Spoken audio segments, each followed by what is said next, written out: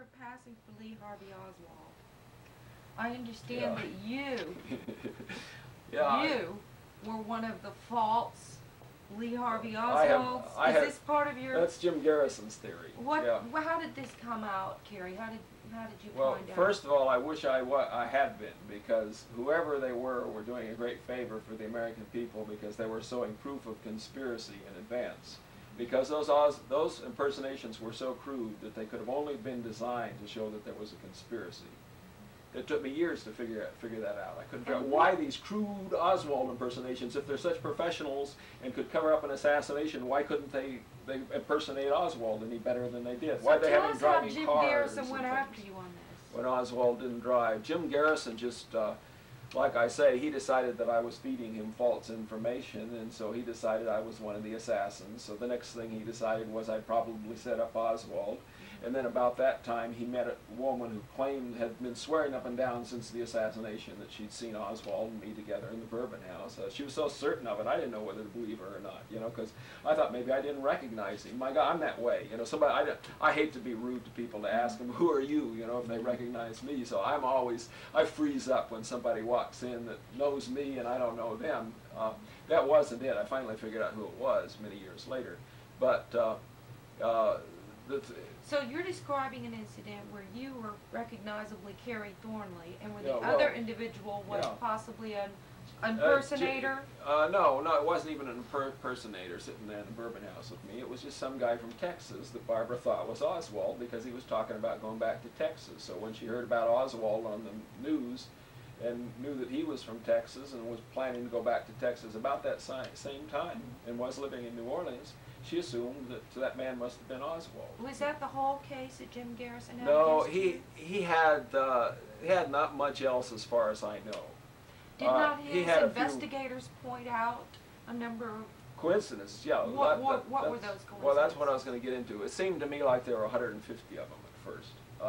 See if we can just down. All right, they said that around the time I had arrived in New Orleans, someone had gone into Bolton Ford and had ordered some Jeeps for an anti-Castro group and had left the name Lee Harvey Oswald.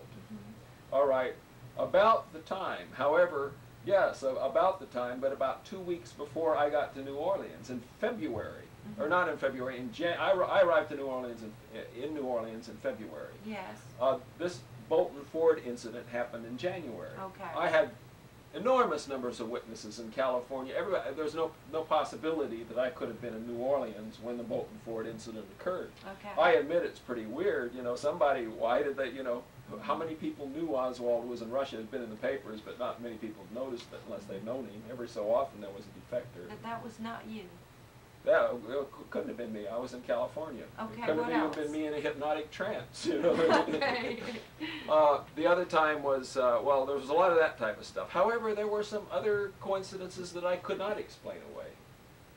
Maybe about half as many as I'd been presented with, because their thing was that they were going to scare me, and they thought I knew something. They thought I knew something. They thought they were going to scare me into confessing by giving me a whole lot of coincidences. Some of the coincidences were invalid, some of them weren't.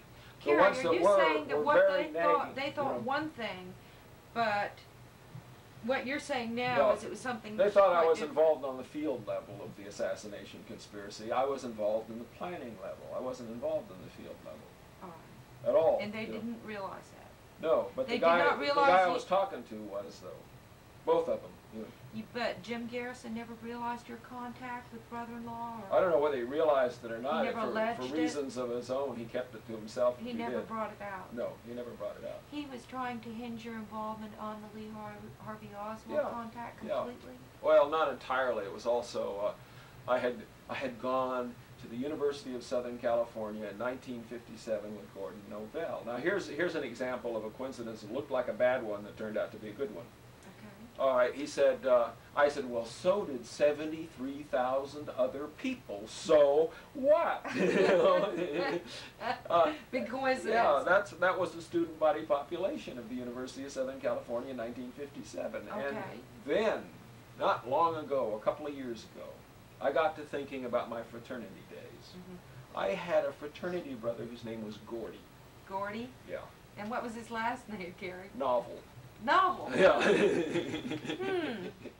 Morty novel. Yeah, yeah.